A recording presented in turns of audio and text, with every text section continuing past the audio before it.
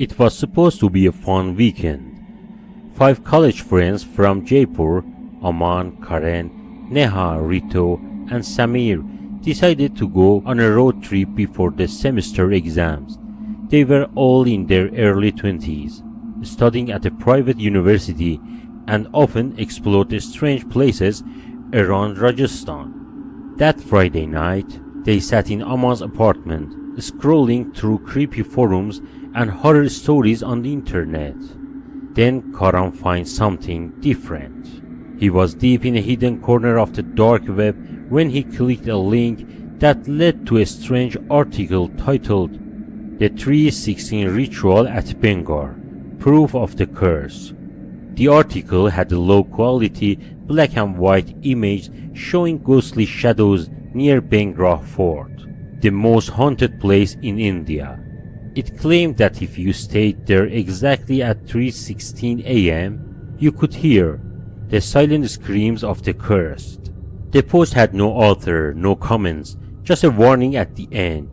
If you hear them, do not respond. Ritu laughed. Fake, all edited.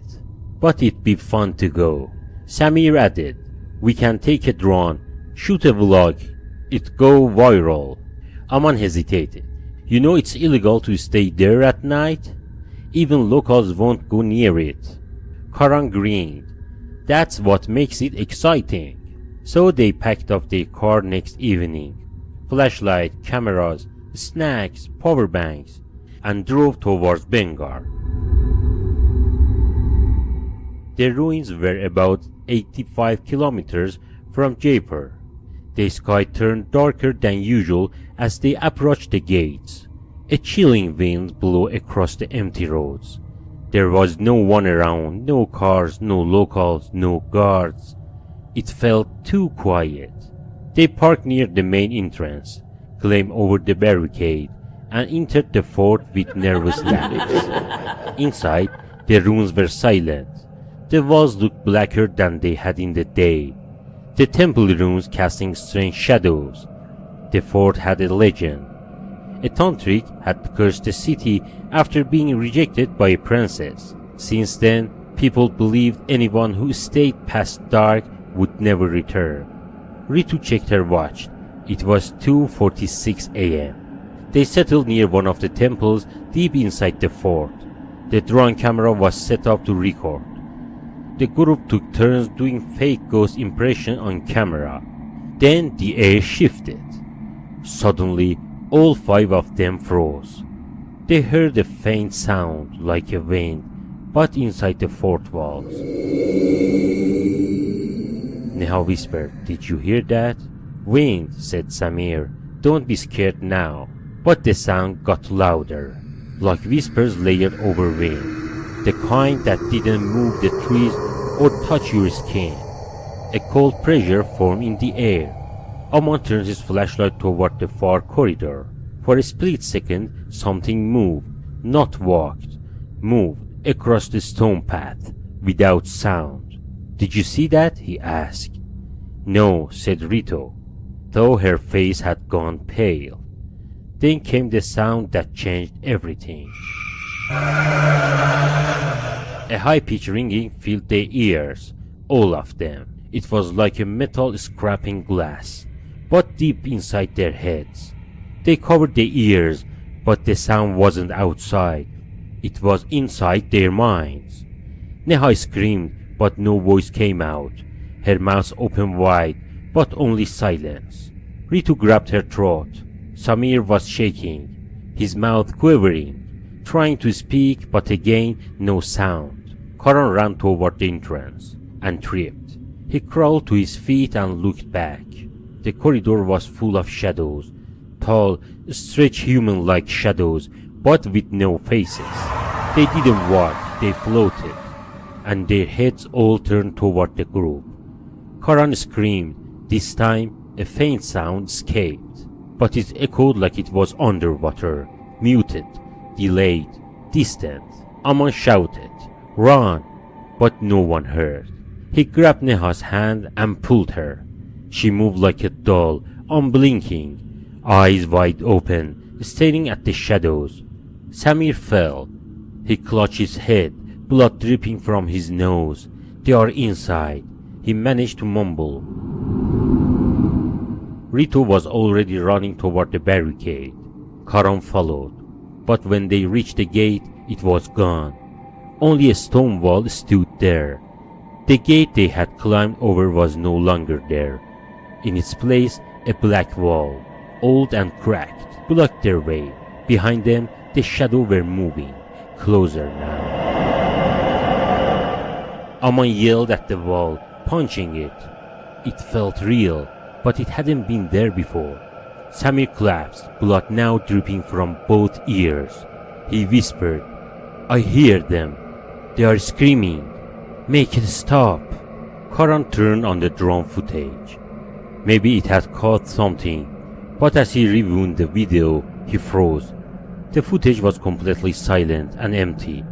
The screen showed the group sitting, but in the background, a figure stand watching them the whole time, behind Neha. A tall figure with no eyes, no mouth, just a straight shadow with human arms. Karan dropped the camera. Then the sky cracked with a soundless flash. Everything turned white, then black. They woke up just after sunrise, outside the barricade. Samir was missing. The others were lying on the ground, noses bleeding, hands bruised, shaking. Locals later found Samir's phone inside the fort. The last photo taken was a selfie by Samir, his face twisted in terror, and behind him, a crowd of shadowy figures with white glowing eyes. Samir was never found. The rest of them never spoke of it again publicly. Neha stopped talking completely. Karan moved to another city. Ritu refused to sleep in a room without lights. And Aman, he kept hearing whispers every night at 3:16 a.m. Would you still click that dark web link if it promised you something no one else has seen? Some doors are closed for a reason.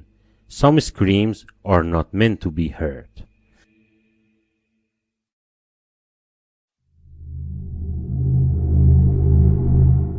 It started as a dare, nothing more than a stupid challenge shared in a group chat between 6 college friends in Kolkata. Spend one night near the rail cemetery. The message read, followed by a link, not to a news site or blog, but a dark web archive labeled only Files of 304.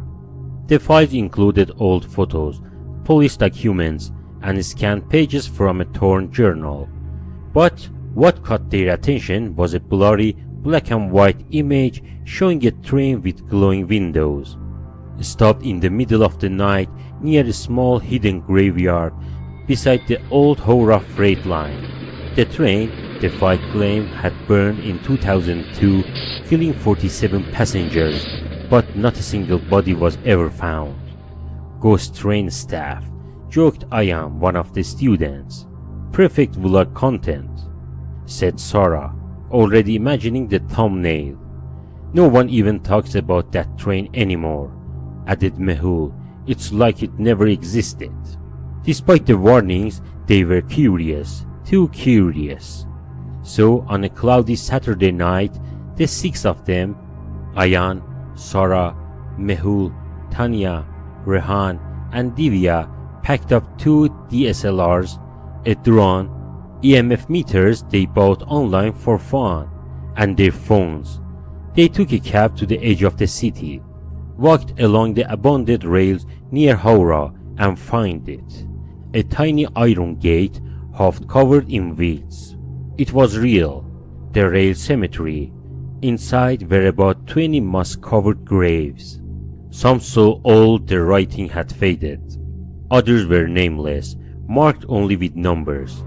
The group recorded a few videos, joked about how creepy it was, and tried to trigger the EMF meters. Nothing happened until 3:04 a.m. Just as they were preparing to leave, Rehan heard something. A horn. He whispered, "You heard it?" They listened. It was faint, a distant train horn, where no trains should be. Then the ground began to vibrate. In the distance, headlight appeared between the trees along the abandoned track.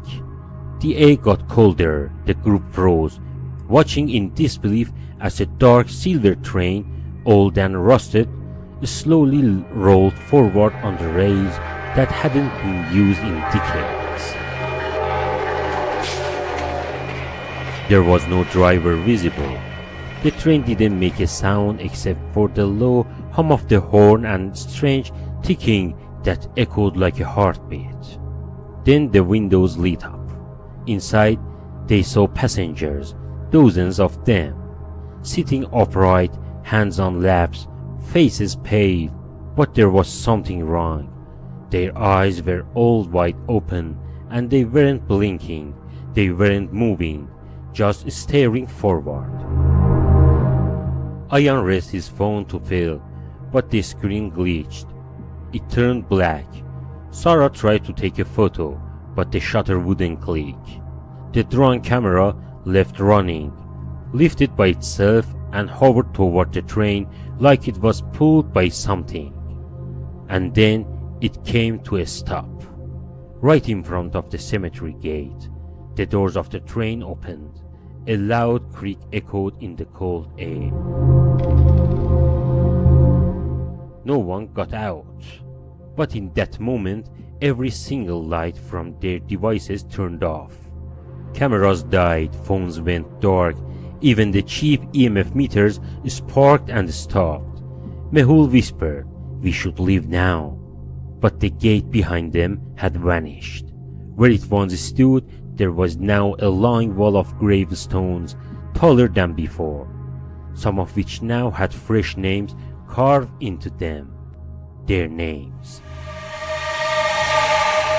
Each grave had a new date etched in. Today's date. Tanya screamed. They turned around, trying to run toward the train to escape.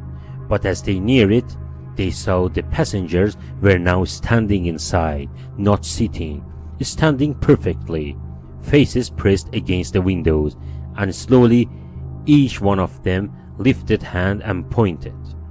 Not toward the cemetery, not toward the sky, at the 6 students. Sarah collapsed, her nose bled. She gasped, "They are calling us inside." Rehan grabbed her, but his arm went cold, ice cold. His breath turned to mist. "Don't listen," he yelled. "They are not people." Then they heard it, a voice over the train's speaker system, a dry metallic voice that repeated over and over, "Tickets, please." The doors cracked again, opened wider. Mehul was shaking violently. "Someone hold me, I can't feel my legs." Tanya shouted, "It's ritual, this is a trap." She pulled out her phone's flashlight. It suddenly turned on, shining toward one of the graves, and on it was a photo, her own ID photo, not printed, not stuck on, carved into the stone. She dropped the phone and screamed. Then the horn sounded again, louder this time. The ground rumbled. The sky above split open with a flash of blue lightning, and for just a moment they saw what was inside the train. Not people, burned things, charred passengers, with melted eyes, mouths gaping in endless screams. And behind them, shadows, hundreds of them, pushing forward, crawling out of train windows, black smoke with limbs reaching. Rehan fainted. Ayan and Mehul dragged him back toward the trees. Sarah couldn't move. She just kept whispering, "Don't go on, don't go on." Divya ran into the woods alone. The group somehow escaped as the train horn died away. They reached the road, flagged down a track, and left without a word. By the next afternoon, police were at the location, but they found nothing. No gate, no train, no graves, only an old railway sign buried in weeds, marked "Line Decommission 2002, Fire Incident, No Survivors." Of the 6 students, 2 would never be the same. Sarah was later diagnosed with auditory hallucinations. She hears a train horn every night at exactly 3 or 4 a.m. Rehan suffers seizures when he hears metal scrapping. Tanya refused to go near any train station.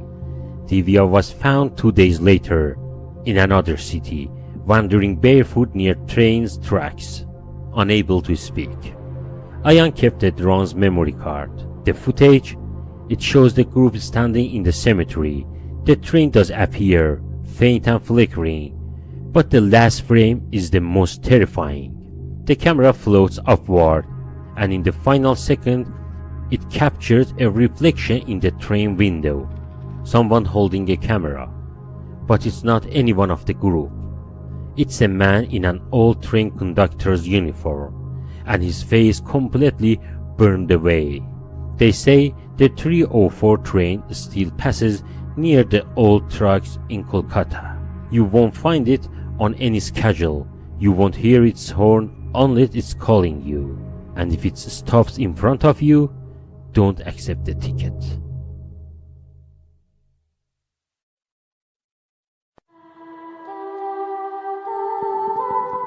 Mumbai never sleeps, but sometimes it forgets.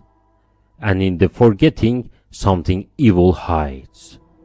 In the old industrial area of Sevri, where broken warehouses stand like ghosts and oil-stained streets echo with the sounds of crows, there is a cemetery. Most people don't even know it exists. Hidden behind tall walls and factories, the Sevri Christian cemetery is where stories go to die. But one story refused to stay buried. It began with a blog post, one written by a man named Prashant in 2006. He was a night guard who used to work near the cemetery. In the post, he described seeing a woman in a red sari who walked along the wall every Thursday at 2 a.m., humming softly. She never looked up. One night, curious, he followed her. He claimed she walked through a gate that didn't exist. He heard her scream, and then he disappeared. Only his photo was found laying at the cemetery gate, still recording. The post was taken down, no investigation followed. 17 years later, a group of college students, Aisha, Zubin, Rahul, Mira, and Danish, read about it in an old Reddit thread. Aisha, a journalism student, was working on a documentary project about urban legends of Mumbai. The post about Sevri Cemetery was barely mentioned anywhere else, but it felt real, unfinished, unanswered. "Let's go," she said, "just for one night." They brought cameras, audio recorders, torches. They even interviewed an old grave digger named Enoch, who lived nearby. He refused to go in. "There is something buried there that wasn't meant to be found," he whispered. "And she's still waiting for him." "Who?" Aisha asked. He looked away, the one who never came back. That night, they claimed the gate. The iron was cold, even in the humid air. The cemetery was massive. Rows of crude graves, broken crosses, and twisted banyan trees stood like sentinels. There were no lights, no wind, just stillness. They walked quietly, reading the names. Then they found it, a fresh-looking tombstone off the side, half covered in leaves. It was small, unmarked, except for 3 letters carved in rough, shaking lines. SPD. Aisha crouched down. "Wasn't the night guard's name Prashant Deshmukh?" Rahul nodded. "Same initials. But he vanished years ago. Who put this here?" Suddenly, Mira said, "Guys, there's something inside the grave."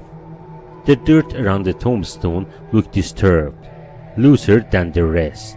Danish pointed his flashlight. There was a red string tied to the stone. When Aisha pulled it, it led behind the grave and to the blackened, cloth-covered notebook. buried shallow in the earth. She opened it. The pages were wet, some were unreadable, but a few had smudged writing. I saw her again, same red sari, same path. I followed her. I heard crying, but it was behind me. I dreamed I was buried alive, but it wasn't me in the coffin, it was her. She was screaming and no one could hear. There is a grave with no name, and now I see it has mine. Aisha's hands shook. The last page was dated exactly 17 years ago to the day. Then they heard a humming. It was soft but very close. A woman's voice, a sad, gentle tone, like a lullaby. They turned. There she was. She stood beneath a tree just 20 feet away. Her head bowed, her long black hair covering her face. Her hands were folded in front of her. She wasn't walking, she was floating. No one moved, no one breathed. Suddenly, Rahul's camera clicked on its own. The flash went off. The woman's head snapped upward. Her face was not right. Her eyes were hollow, completely white. Her mouth hung open, wider than any human mouth should stretch. Her skin was ashen, and from her lips the humming got louder and louder, even though her mouth didn't move. Danish screamed and ran. Mira followed. Zubin dropped the bag. Aisha couldn't move. The woman began to glide toward them, slowly, like she wasn't touching the ground, like air. Zubin pulled Aisha, and they ran. They didn't look back, they didn't stop. Somehow they made it over the gate again. Mira and Danish were already outside, shaking, crying. They all looked back. The cemetery was still, quiet, empty. But when they opened the camera footage the next day, they found something worse than anything they'd seen in person. In every frame, she was already there, standing behind them, in the background, in the dark, in the corners, watching. One photo taken just before Rahul's camera flash showed the group near the unnamed grave, and in the corner a pale hand coming out of the dirt. Later that week, Aisha went back to the interview Enoch again, but he was gone, his house abandoned. On the wall inside, someone had scrawled in red chalk, "If she signs, don't follow." 3 weeks later, Rahul was found dead in his room. No wounds, no trauma, just dead. The only thing strange was his phone. His last call was made at 2 a.m., the exact minute they saw her. It was made to a number with no digits, just a blank line. Call logs said that calls lasted 4 minutes. No one knows what he heard. The documentary project was never finished. Aisha never spoke of it again. She left the city. The camera bag they dropped in the cemetery, it was found by city workers outside the grave, on top of a fresh dirt. No one knows who dug it up. And the grave with initials SPD is still there. But now when you visit the Severi cemetery, you might find something else near it. A new tombstone with no name. Just one sentence carved deep into the marble. She's still waiting. So if you are ever in Mumbai at night and hear humming near an old wall, don't follow it. And for God's sake, never answer the call that has no number.